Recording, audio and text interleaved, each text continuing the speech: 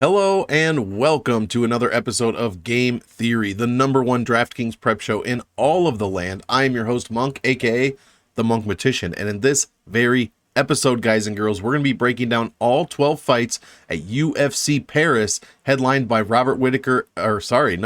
headlined by Ciryl, Gane, and Tuivasa. We're going to be breaking those fights down from a DraftKings perspective. So who is historically good in DraftKings, who historically does not score well, who's better for GPPs, who's made the optimal blah, blah, blah.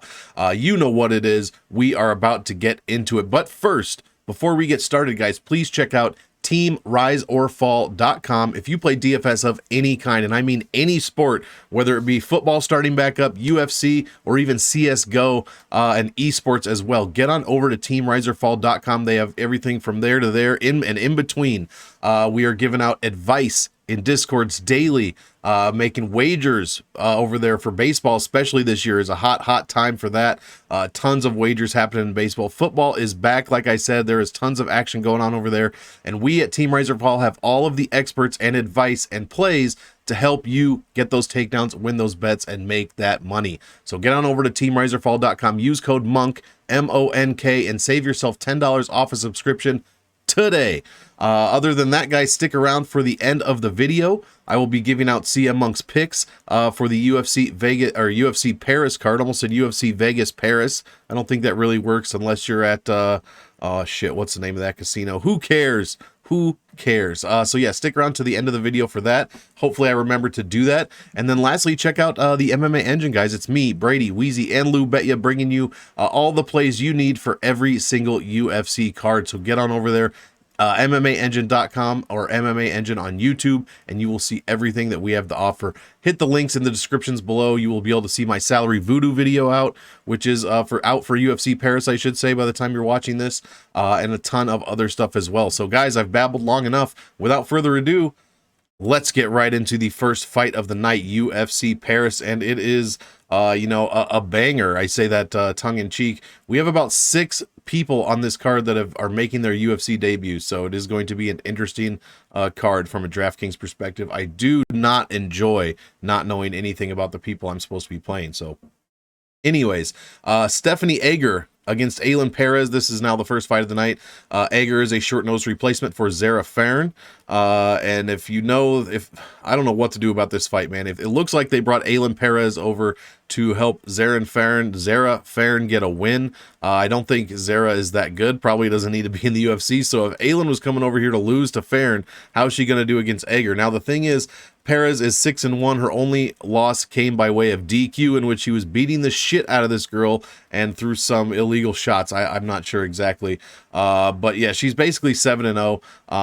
And Stephanie Egger is Stephanie Egger. Now let's get into it. Egger is $9,300, guys. The second most expensive fighter to Ciryl Gane this week, Stephanie Egger. One of two things is going to happen here. Perez is going to come out and beat the shit out of Egger and probably get an inside the distance win, or Egger's going to come out here and armbar this chick or submit her somehow. It is a very low, very high variance fight, low skill fight. It seems like Egger 3 points a minute, 106.8 when she wins. Very good DraftKings scorer. But she came out against her last fight, in which I played a bunch of her against Mayra Bueno Silva, and basically got submitted in the first minute, almost the first minute. 1.28 minutes it took for her to get subbed. One of the fastest submissions in women's bantamweight history. Egger's $1,500 over her average salary. So if you want to pay $1,500 over her average to get 106 points and 3 points a minute, I mean, I guess that's okay, but that is a ton of money, you guys. I have no stats for Perez. She has no UFC fights, as I mentioned. We do have a strength of schedule. I mean, Egger with a first-round win, a second-round win. That would have been over JRC and Shanna Young, so not the best competition, but we don't know anything about Perez, so it could be kind of the same thing here. I just don't trust Egger. The strength of schedules are actually really close, even though Perez has no fights in the UFC. In fact, her actual strength of schedule is just a few points better than Egger. Egger with the better strength of victory and just a bit better strength of defeat. Excuse me, had to get a little cough out there. But yeah, I'm not impressed with Egger, and I don't know anything about Perez. I feel like oh Jesus, I did this again with these freaking numbers. Finish, win, something's messed up in there. I think I must have entered it wrong. But that's okay. It doesn't matter. Egger's a good DraftKings choice. If you think she's going to win, she scores well when she wins, so put her in your lineup. But at 9,300, I mean, you just put in Ciryl, Gane, or somebody, you know, it's going to be hard to get to Egger. Plus, women's featherweight, I've only had 6 fights, I believe, since January 1st, 2021. They've made optimal 1 time. So that is also something to think about. I don't have a good read on this. Like I said, guys, I don't trust Egger, and I don't know anything about Perez. I'll probably play a little bit of Perez and probably a little bit. It's just such a high variance fight, low skill fight that we just don't know what's going to happen. So maybe hedge a bit of both ways there. Another fight with another newcomer, Taha going against Christian Quinonez. Quinonez did fight on the Dana White Contender Series fight. This is a much closer fight than the 93-69 fight that we just went over. 8,300 for Taha, 79 for Quinonez. Taha, not a great DraftKings scorer. In his one win, he put up 127, in which he beat, I don't know why this is not coming up, but apparently I spelled something wrong again. I don't know who he beat, but he beat him in the first minute. Less than 30 seconds he won that fight. What is going on here? Guys, I apologize. I cannot believe I'm so unprepared for this. I thought I had everything in order after the week break, but apparently my brains got scrambled. Anyways, Taha allows a ton of points. 4.25 a minute and over 100 per loss. He is 1-3 in the UFC with 1 no contest. And he's $500 over his average salary. So I don't like what I'm paying for here at all. It seems like the only time Taha has scored well is when he got a, fluky knockout. I guess you can say fluky because it has not happened in the rest of his freaking career in the UFC. Christian Quinonez, he is not 9-3. Those are his finishes. He is 17-3 total in his professional career in his Dana White Contender Series fight, which does not count for DraftKings, but I do have the points here. 3 points a minute. Excuse me. 3.18 points a minute, only 77.5 in that win, that decision win. I don't really like any of the things I'm seeing from these stats. 0.33 points a minute in takedowns. Hardly anything in control time. Did control 83% of the grappling time that happened in his Dana White Contender Series fight. So you assume that he is more of a grappler than Taha. The strength of schedule, again, not that different, guys. You want these numbers to be over 70 for a good strength of schedule. Over 75 is fantastic. And we are pretty much over 75 across the board, over 70 across the board for sure. So Quinonez, not a bad strength of schedule. He's not out here just fighting cans, basically. These are all accurate still. Okay, good. So I at least did something before I got ready for the show. Jesus Christ. Here are my projections. Whatever you think is going to happen. Here's how Computer Monk thinks that it will score. And the aggregate professional and UFC career finishing percentages very high in their professional career as far as wins and losses go, well over 50%. Neither one has ever been finished in the UFC. Taha has 3 decision losses, I believe. That is correct. Another low or high variance fight, low skill fight. Who knows what Quinonez is going to do? I guess put him in some of your lineups, but 77 in a decision win is not ideal.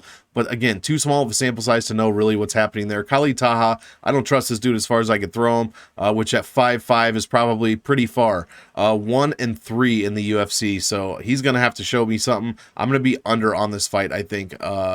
If anything, I might have a little more Taha just because he has the UFC experience, and maybe we get another fluky finish, but you cannot bet on that, on those fluky type finishes. Next fight, I think this is the next one, yeah. Benoit Saint-Denis. It still gives me nightmares to think about his first fight in the UFC against Zaleski dos Santos, when the fight should have been stopped early, but I digress. Going against another UFC newcomer, Gabriel Miranda.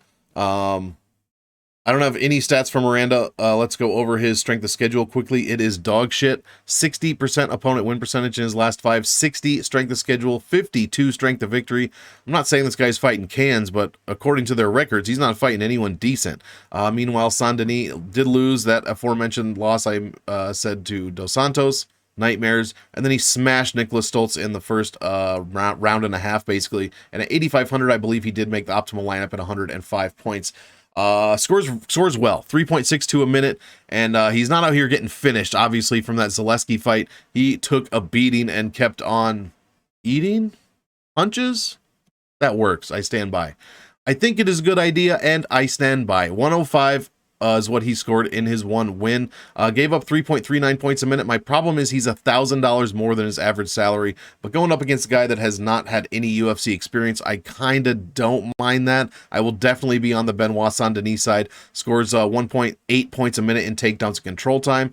I will be looking for that to rack up some points for DraftKings. 80% of grappling time he is controlling, and his strength of schedule is fantastic, almost at 70 across the board. Like I said, a very good win over Stoltz, and a beatdown he took from Zaleski dos Santos. My goodness. Computer Monk probably thinks this one goes the distance.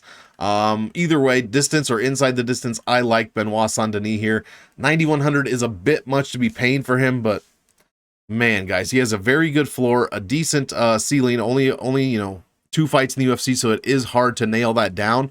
But not bad numbers here. I don't mind playing a little of Saint-Denis.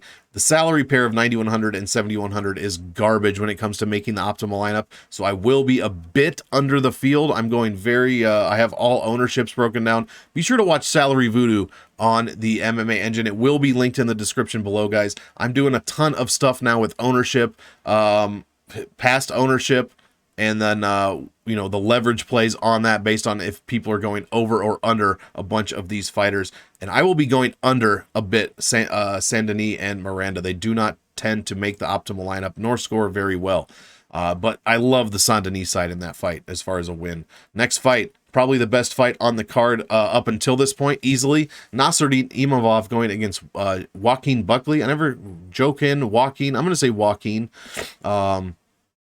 Because I'm a film nerd, and a little Joaquin Phoenix goes a long way in my heart. Nasruddin Imavov, $9,000, guys, salary. He made optimal in 2 of his past 3 fights.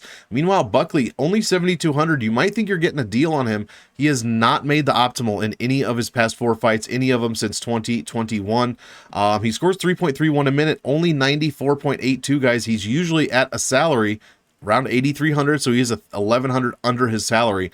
But Buckley's usually at a salary where he does not quite score high enough to put him on the optimal lineup. This might be a different story, but he's going against Imavov, who is basically literally impossible to finish, has never been finished in his pro career, and is a very tough individual with a ton of a huge skill set of his own. Buckley, like I said, gives up 2.59 a minute and 101 when he loses. So he is giving up triple digits on average per loss. That is what you like to see if, like I am, you're on the Imavov side. Only 2.6 points a minute, 88 per win, but he only gives up 2.5 points a minute. He is $1,000 over his average salary, average value of 9.3. Who has he beaten? Smashed Edmund Shabazian, which, Edmund, not who we thought he was, from a few years ago. Ian Heinisch is Kelvin Gastelum's only win in his past 6 fights. Phil Hawes, decent competition, I guess. And then Jordan Williams, who's not out here beating Jordan Williams. But the case has been that Imavov has been cheap enough, and the scores overall on his cards have been low enough that he has made the optimal lineup twice out of his past 3 fights. I think this one goes to decision probably, and I think Imavov probably wins that by decision. Like I said, only 73.5 on average when he's winning by decision, less than 100 when he wins by KO. He's only 3-1 in the UFC, so not a ton of sample size here. Does give up over 1.1 points a minute in takedowns and control time, and that is where Buckley does tend to shine. 0.76 points a minute is what he scores. But Imavov, has a ground game of his own, of course, as you would imagine. Both these guys, controlling a decent amount of control time. Joaquin Buckley fights 80% of his time at distance, while Imavov is inside the distance 43% of the time. He's only controlling 37% of all of that grappling time, so that is a question mark that I have personally. Strength of schedule is pretty even. Both guys, again, we have some really good strength of schedules this week, you guys.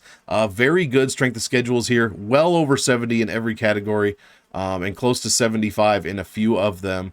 We already went over Imavov's last 4 fights. Buckley with wins over Jordan Wright, Antonio Arroyo, Abdul Razak Al Hassan, Albert Duraev in his last fight. A very interesting fight that ended at the end of the 2nd round when Duraev could not, I guess he was knocked out. I don't remember exactly what happened. I know it was, I think that was the one that some people said started the 3rd round, but it didn't. I don't know. I'm not going to get into it right now. His only loss, Alessio Di Chirico, when he got head kick KO'd right after the 2-minute mark. So not a good look for him there. Buckley, notoriously tough, however, outside of that head kick knockout, which, you you get kicked in the head, what are the odds that you're going to stay up on your feet after you're getting kicked in the head? Tons of finishes in the UFC and in their pro career. In fact, 96%. Is that right? Holy shit. Something is off with my numbers here, guys. There's no way Joaquin Buckley has 15 wins by submission. Something is definitely... I must have been exhausted and put numbers in wrong. But either way, I digress. Yeah, it's going to be a good fight here. I like the Imavov side. I like Imavov by decision. $9,000 is a magic salary to play for DraftKings. Has a very good salary score. Possibly the third or fourth best overall. 7,200, not as good. But if you're on the Imavov side, you might want to give him a shot. I don't think he scores too well in a decision, so I will be a bit under the field, I think, on him this week. But we'll see. There's still a few days left for me to change my mind. Next fight, Ziam going against newcomer Michael Figlak. I don't know anything about Michael here. Like nothing. He is 8-0 professionally. His strength of schedule is terrible. 65, 63, 65 strength of victory. And that's all I know about him. He's apparently has 10 wins by... I must have entered all this shit in wrong. I have no idea what's happening here. I'm gonna have to check that out. Anyways, not that important as far as this video goes. All the DraftKings information is accurate, however, and it will tell you that Ziam is scores 1.58 points per minute and 56 per win. Dude, he put up 46 points against Luigi Vendramini and 67 against Jamie Malarkey. And he's $7,700. That's unfortunate because this is one of the best salaries you can play. And I'm going to have to be fading it this week. He only allows 2.81 points a minute, only 90 when he loses. He's 325 under his average salary. I mean, the only thing that makes me want to play Ziam is that he's fighting a UFC newcomer, which generally, you know, for a lot of these guys and girls does not go so well. Their first fight in the UFC when they're fighting guys that have, you know, 3, 4 or more fights in the UFC already under their belt. But, I mean... the numbers for Ziam here are terrible. 1.58 points a minute. That is dog shit. Puts up 0.25 points a minute in takedowns and control time. Gets 1.78 points scored on him per minute in ground game points, takedowns and control time. That is not good. If Figlak has any kind of ground game, this is going to be a long night for Ziam. He only controls 14.5% of those of the grappling time, total grappling time, I should say. His strength of schedule is very good, well over 70 and close to 75 in 3 of these categories. His 2 losses have come to Don Madge in his UFC debut and Terrence McKinney, where in his last fight he got subbed right after the 2-minute mark. I'm not excited about Luigi Vendramini. I mean, he is trending up, but when you're at 40 points per fight, it's hard not to trend up when you win. 2 young guys. You know, 25 years old, 26 years old. I am going to be, I guess I'm going to be on the Ziam side to get the win, but at 1.58 points per minute, I do not like anything that I'm seeing from that. I don't want him in many of my DraftKings lineups, I don't think. Now, I say that, he's going to come out and finish Figlak in the first round and treat him like the newcomer that he is. But you're going to have to do your tape on this one because there's a reason Figlak is favored in this fight, and there's a reason he's 8,500 over Ziam 7,700. So do your tape study on this one, pair it with these numbers, and you will know exactly what to do. I'm not excited about 1.58 points a minute. That jumps out at me really, really with big red letters. Next fight, Dustin Stoltzfus going against Abus Magomedov. There we go. 8,900 for Magomedov going against Stoltzfus here. I'm not excited for Stoltzfus in this position, even though he is fighting a UFC newcomer. Magomedov looks like the real deal. He's got a fantastic wrestling game here. Stoltzfus, 2.97 points per minute, only 78 when he wins. Allows just 2.52 and only 79 when he loses, so not bad there. It's coming in right at his average salary. Average value of about 6.5. He's never scored over 90 points. That is, he's only 1-3 in the UFC with losses to Daukaus, Vieta, Mearshart, and then his 1 win coming against Dwight Grant a few weeks ago back in July. He smashed Dwight Grant. I mean, beat him up for 2.5 rounds, basically, if my memory serves. And that was Dwight Grant's last fight in the UFC. Yeah, I don't like anything about this one. Why are all these numbers look wrong this week? I know these numbers are not wrong, but I hate seeing duplicates when I shouldn't. Stoltzfus scores over 1 point a minute in takedowns and control time, and he gets over 1 point a minute scored on him in those categories as well. Controls just under 50% of the total grappling time, fights 50% at distance, has a great strength of schedule. Magomedov strength of schedule, again, another newcomer with a better strength of schedule than some of these UFC guys. I just don't believe it. Usually it's the exact opposite of that. You get these newcomers with terrible schedules. Spoiler alert, we will see that with the William Gomis Jarno Errens fight. But another great strength of schedule here from Magomedov. And decent from Stoltzfus too, well over 70. Well over 70. His lowest number is his strength of victory at 71. What did he score against Dwight Grant? 77.91, so he's not making optimal there. Very low projections for these guys, in the 60s if they win by decision, up into the 90s with a first round win, but very, very low projections, very low finish rates in their professional career. 34% of wins have been finishes, 37%. I don't even know if you can trust these finish numbers, actually. I'm not even going to go over them because I know a bunch of these numbers are incorrect. So that's cool. Very, very cool. It seems like I got a few of these right, though. I think I just messed up a couple of them. Anyways, how am I playing this for DraftKings? I don't know anything about Magomedov except that he should wrestle fuck Stoltzfus here and get some decent points. A ton of takedown upside is always good for DraftKings, so I will have some of Magomedov. I like him better than the 9,300 fighter, that's for sure, Stephanie Egger, which her only DraftKings upside is a first-round finish. That's it. If it goes out of the first round, you're throwing all your Stephanie Egger tickets right out the window. Meanwhile, Magomedov has that 3-round, I think he does, has the 3-round durability and can wrestle for all 3 rounds. So give me the Magomedov side. I'm not excited for Stoltzfus here. I don't think Dwight Grant was very good, and that last fight was just not a very good fight in which Stoltzfus dominated Grant. So I'll be under on Stoltzfus, over probably on Magomedov. Next fight. Are we really on to the main card already? 1, 2, 3. I think this one's on the main card. It's either headlining the prelims or first fight of the main. Charles Jourdain going against Nathaniel Wood. Let's see here. 8,400 for Jourdain. This is my favorite fight so far. 7,800 for Wood. I'm going to be on the Nathaniel Wood side, and for several reasons. I'll be on this fight as a whole. Might be my most exposed fight other than the heavyweight fight at the end of the night. But Wood, 3.77 points a minute, first overall on the card, 95.89 per win. Score allows only 2.31 back at him. Excuse me, hiccup there. He's also $1,029 under his average salary at 7,800, which is huge. 9.12 average value. Let's see some of Jourdain's numbers here. Has made optimal in just 1 out of his last 5 fights. Has fought 5 times since January 1st of 2021. 3.29 a minute, 104, almost 105 when he wins. Fantastic. Allows 3 points a minute and 84 when he loses. He is 4-4 in the UFC, and I think Lucrative said it best this week. The quote of the week was Jourdain, and I'm going to misquote it, but shout out to Lucrative Betting. If you're not watching him, watch that podcast that he puts out. Listen to it on Spot. Whatever you do, he has some great advice, Lucrative, over there. Said that Jourdain is a great, a good fighter in the first 2 rounds, but in the 3rd round, he is a mythical creature. He just goes all out in that 3rd round as a completely different fighter. So this gets into the 3rd, I would be a bit frightened for Nathaniel Wood. Jourdain is 289 over his average salary. Scores very well when he wins. 117 per knockout win, 91 per decision win, 92 when he wins by sub. Very good numbers. All 4 of his UFC wins, he scored over 90 points. 2 of them over 110. Meanwhile, Nathaniel Wood has scored over 100 points in 2 of his 5 UFC wins and over 110 in just 1 of them.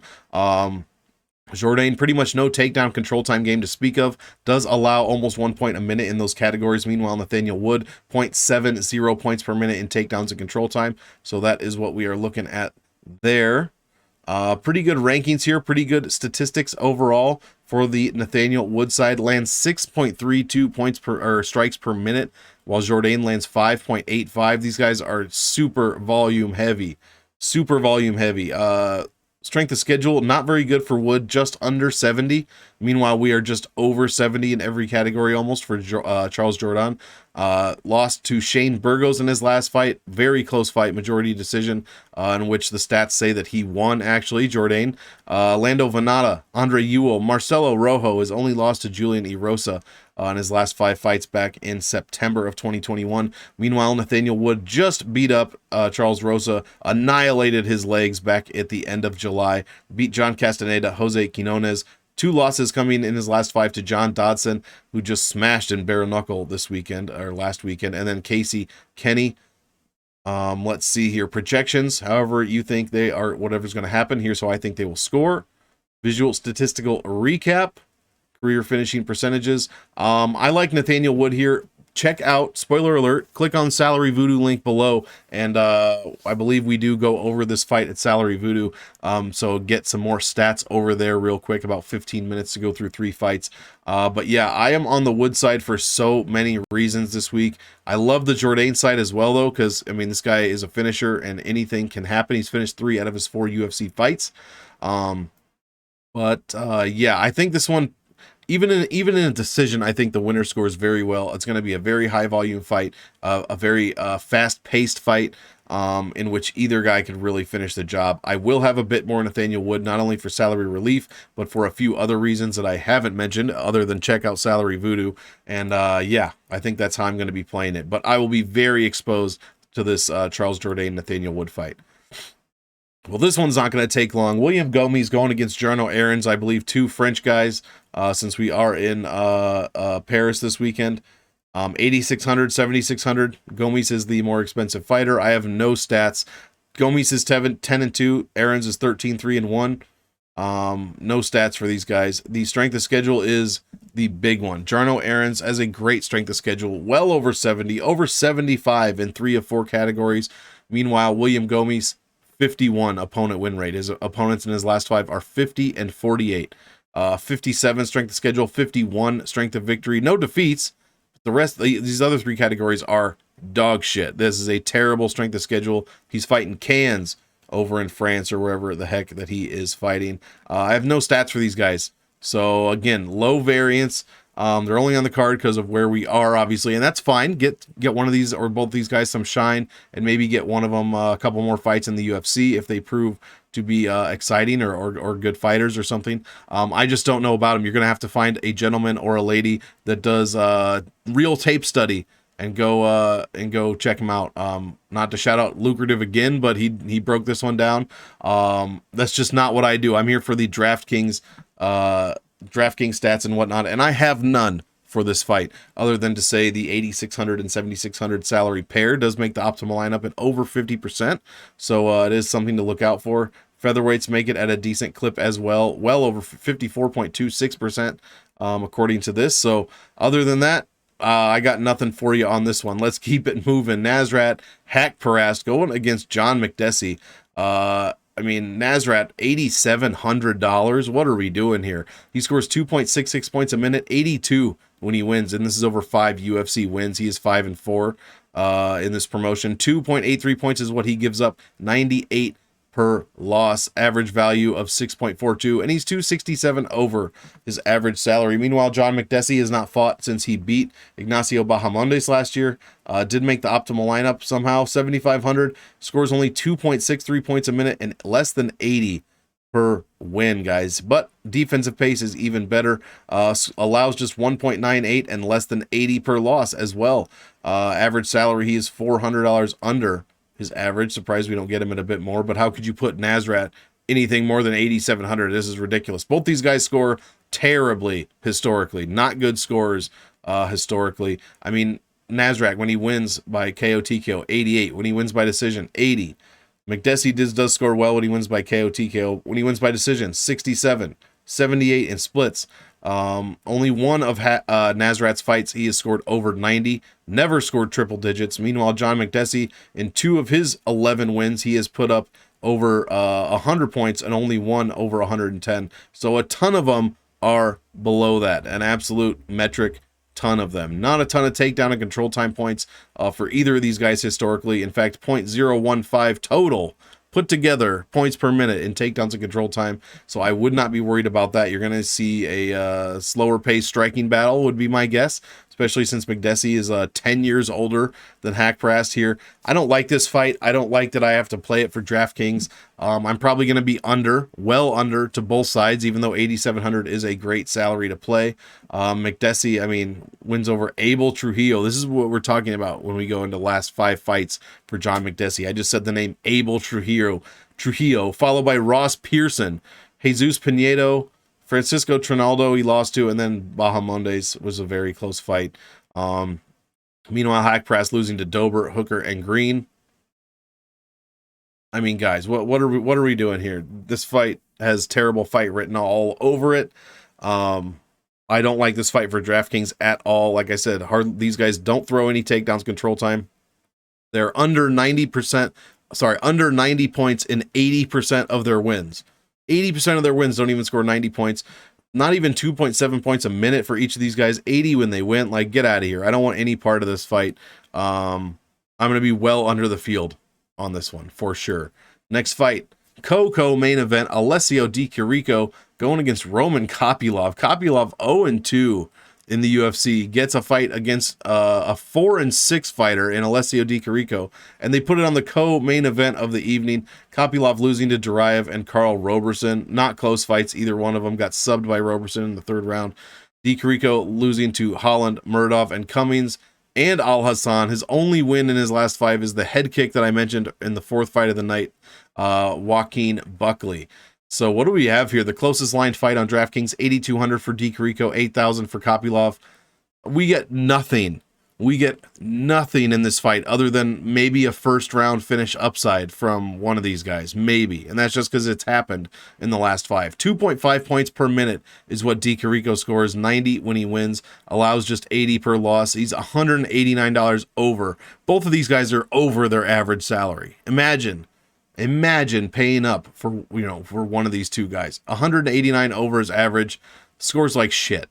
Long story short, Roman Kopylov, 1.72 points a minute, no wins, allows almost 3 points a minute, 80 when he loses. He's 350 over his average salary. Guys, the total average value here is like 9.2. Between two fighters, we don't even have a 10x fighter in between them. I hate this fight. I'll be well under the field on this fight. I'm hoping it goes to decision and the winner scores like 60 points. Just get it out of here. Just get it out of here. Di Chirico has put up over 90 in just 2 of his UFC wins, over 100 in just 1 of them. Kopylov, nor his opponents have scored over 90 points in any of their fights. Very low scoring nonsense here. I mean, Kopylov controlling 6.5% of his total grappling time in his fights. 2.72 strikes per minute landed. Both these guys, they fight at 78% of the time at distance. Di Chirico, meanwhile, landing only 3.3 strikes a minute. Terrible. The strength of schedule for Di Chirico is decent, well over 75. In fact, it is very good. Well over 75 across the board. Meanwhile, Kopylov is under 70 in 2 of 4 categories. So not a bad strength of schedule, but not great either. Like I said, we've got 6 losses out of 7 fights for these guys, and this is the main event. Both guys trending up, but when you're scoring a point per minute, how difficult is that? The answer, it's not difficult at all. Tons of finishes in these guys' fights, though, a ton of them, but not lately.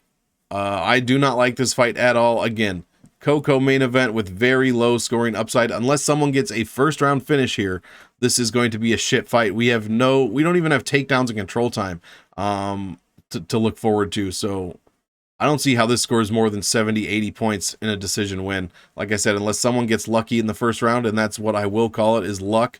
Somebody's probably out of the UFC. This is a loser goes home match, I would assume. I don't want to see the loser back here. It's either 0-3 Kopylov or 1-5 in his last 6 Di Chirico. Not excited for that one.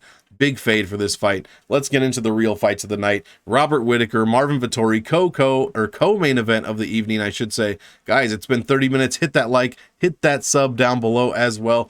On the road to 400 subscribers, and you guys are absolutely killing it, so thank you a ton. It really helps a lot, and it does mean a lot, and it takes you about 1 second to do, so I do appreciate you clicking the like and subscribe. Robert Whittaker, 8,800. Vettori, 7,400. While I do love this fight, this is probably going to be a fade on DraftKings, you guys, at least for the Robert Whittaker side. I assume this one's going to decision. That's never stopped Vettori from scoring well in the past, however. He scores over 100, almost 106 when he wins by decision. Let's start with the Vettori side. Has made optimal in 2 out of his past 3 fights. 3.4 points a minute, 108.42 points per win These are incredible numbers. Allows under 2 points per minute and only 73 when he loses. He is almost $1,100 under his average salary is Marvin Vettori. 10.17 average value. Again, fantastic numbers. He scores 114% better than the average winner in this weight class. So a fantastic DraftKings player is Marvin Vettori. But he is going against Robert Whittaker, who does not score a ton, but does not allow a ton of points either. 2.75 points per minute, 91 when he wins, allows just over 2.16 points a minute, and 92 when he loses. So not exactly, people out here killing him as far as, if your name's not Adesanya. Nobody's scoring a ton of points off Robert Whittaker. He is 700 over his average salary, which is kind of a red flag, but it's not terrible. Let's see here. Out of 14 wins, Whittaker, 6 of them, he scored over 90. 5 of them? 4 of them? I don't know. A few of them over 100, and just a couple over 110. Meanwhile, Vettori, 5 out of 8, he has put up over 100 points, and 4 out of 8 over 110. Never even given up 90 points, Marvin Vettori. This is fantastic. Meanwhile, Whittaker has given up over 90 in 3 of his 4 losses, over 100 in 2 of those losses. Vettori with the much better takedown upside, offensive takedown upside. Whittaker not allowing a ton, 0.35 points per minute in takedowns and control time. I like both of these guys. I know Vettori gets a ton of hate. I'm not really sure why. I mean, yeah, he seems, he's done a couple of stupid things, the short, whatever. Who hasn't done stupid shit? I don't really know why he gets a ton of hate, because he is a fantastic fighter, especially when it comes to DraftKings. So I will be rooting for both of these guys. I will have them both in my lineup, but I will have much more Marvin Vettori in my DraftKings lineups than Robert Whittaker. We just know what he's going to do. Outside of a first round knockout, this guy's not making the optimal lineup. I mean, he did score 121 on Kelvin Gastelum, but let's be honest, Kelvin Gastelum, like I said, his only win in his past 6 fights or something was Ian Heinisch. So, Gastelum is either fighting well out of his range or he's fallen off. I don't know which one. But I put up only 72 against Jared Cannonier, only 88 against Darren Till. I just don't like what I'm seeing from Robert Whittaker as far as DraftKings output in his past 5 fights or so. I do not project him to score very well. Meanwhile, Vettori, 122 against Costa, 156 against Holland, 128 against Hermanson, 124 against Roberson. I know a few of these were 5-round fights, but still, we're at points per minute, almost 4 points a minute, 5 points a minute, 3.6 points a minute, 8 points a minute against Roberson. Vettori scoring very well. Whittaker is going to be one of his more difficult opponents in his past few fights. But if this goes Vettori's way, Vettori is going to score very well. And at 7,400, he has a very good chance of making the optimal lineup again in a win. So I will have much more Vettori than Whittaker. I just don't like what I'm seeing for Whittaker as far as DraftKings output. And at $8,800, guys, I'm going to need more than 91 points. I'm going to need closer to the TKO number of 111 points. I'm going to need triple digits in order for that. Triples is safe. Triples makes it best. I will be, I'll need those triple digits before I want to put a ton of $8,800 Robert Whittaker in my lineup. So this is another one we do go over in Salary Voodoo. So check that out over on the MMA Engine. Guys, we did it. Almost 40 minutes. We are at the main event of the evening. Hit that like button. Hit the subscribe as well while you're down there. And hit the bell so you don't miss anything that the Monkmatician puts out during fight weeks. Main event of the evening, Ciryl Gane going against Tuivasa. Man, what a fight this one is. They gave us Ciryl Gane at the best possible salary, $9,500. And they gave Tuivasa the worst possible salary of $6,700. We've missed out. The 9,500 hasn't made optimal in like the past 2 fights, and it is a 50% optimal rate. So we are due. We are due for that. I'll be heavy on this fight as a whole. Ciryl Gane, 9,500. Scores only 2.59 points a minute, 91 when he wins. So a bit of a suboptimal DraftKings play. In fact, the only reason I will be over the field to Ciryl Gane, because I was thinking if he was 94 or 9,300, I would be a bit under. The only reason I'll be over is because of the salary voodoo. 9,500 is the best statistical salary to play historically since 1/1/21. So that just changed my mind about that, but he does not historically score well, only making optimal in 1 out of his past 4 fights. Excuse me. Couldn't get to that mute button fast enough. 1.29 points a minute is all Ciryl Gane allows, 93 when he loses, and that was to Francis. He is 388 over his average salary, average value of 9.31. Tai Tuivasa, the $6,700 salary, has 2 wins since 2 out of 28 since 1/1/21. Has made the optimal once, and that was when Dean Barry fouled, dick kicked, and I poked Mike Jackson onto the optimal lineup. That's the only time it's made it. Tuivasa, 3.26 points a minute, 103.76 when he wins. He is also almost $1,900 under his average salary. Can you believe that? Because that seems insane to me. I think a ton of people are going to be on Tuivasa here. You're going to be able to get some much earned leverage, I think, on Ciryl Gane. I'll be well over the field on Gane. I don't think, outside of outside of a shot that usually doesn't land, that does land on Ciryl Gane, I don't see how Tai Tuivasa has a chance here. Ciryl has shown a hole in his game, and that was the wrestling game, and Tuivasa scores 0.00 points per minute in takedowns, 0.34 points a minute in control time, so he does have a bit of up against the cage control time. But Ciryl Gane has a bit of that as well. I don't know. I just think that this is a Gane fight. I don't like the Tuivasa side here, although I will have exposure to him. Because how do you not have exposure to Tai Tuivasa? I just don't think he's going to do what he did to Derek Lewis to Ciryl Gane. Tuivasa allows 2.8 points a minute, and even 100 points when he wins. Both these guys scoring pretty well, although when Tuivasa goes to decision, he only, average points is about 75 when he wins or loses. 5 of 7 UFC fights, Ciryl Gane's put up over 90. 2 of them over 100, 1 over 110. Meanwhile, Tuivasa over 90 in 7 of his 8 wins, over 100 in 6 of them, and over 110 in 3 of them. So if he's getting that knockout, Tai Tuivasa is making the optimal lineup, it seems like, or scoring very well. And at 6,700, if he wins at all, he's going on the optimal lineup. So a very, very good fight here. I just think this one's going to go to Ciryl Gane. 58.5% of grappling time controlled. Strength of schedule is much better for Gane. I mean, Tuivasa is under 70 in all categories. He's beaten Lewis, Sakai, Greg Hardy, Harry Hunsa. I mean, these are some of the worst fighters in the heavyweight division, you guys. And a very old and almost retired Stefan Struve. Meanwhile, Ciryl Gane, I mean, Junior Dos Santos, not a great fight. Rosenstruik, Volkov, Lewis. I mean, so he's beaten Ngannou with that big loss to Ngannou there, but I think he's fighting better competition than Tai Tuivasa is. There's no Harry Hunsucker on Ciryl Gane's list, okay? Yeah, all that said, I'll be on the Gane side. $9,500 salary is what I'm looking for to smash. Check out Salary Voodoo. We do go over this main event as well, because the $6,700 side is so bad and the $9,500 side is so good that I just had to talk about it. But yeah, outside of like an early punch that Ciryl Gane just does not see coming, I don't think Tuivasa is going to be able to hold Ciryl Gane against the cage and just elbow him into oblivion. I do not see that happening. Ciryl Gane's footwork is seemingly too fast and too good to allow him to get put into a spot like that. So I just don't see that coming, and that would, to me, is Tai Tuivasa's path to victory. So give me Ciryl Gane here.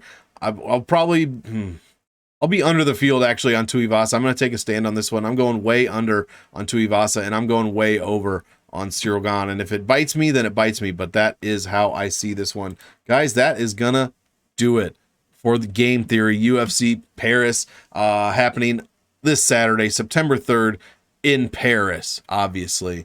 France, not Texas either. Don't get it twisted.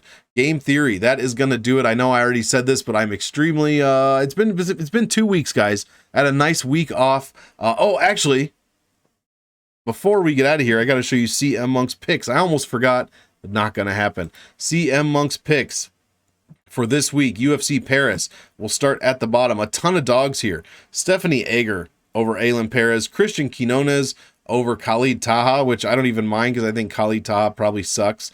Benoit Saint-Denis by decision. Nasruddin Imavov by finish. Interesting. Faris Ziam by finish. This one I have big question marks on. Dustin Stoltzfus by decision. This one I absolutely disagree with. I think Magomedov is going to smash here. But then I like the next few. Nathaniel Wood by decision. Like this dog pick. William Gomis by decision. I have no stats for that. Nasrat Haqparast by decision. Probably. Alessio Di Chirico by decision.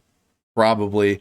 Marvin Vettori by decision. I know this one's going to decision. If Vettori wins, this is a very close fight. The closest fight as far as Computer Monk's odds go, 50.16% for Vettori, 49.84% for Whittaker. And then to headline the card, Ciryl Gane getting the finish win over Tuivasa,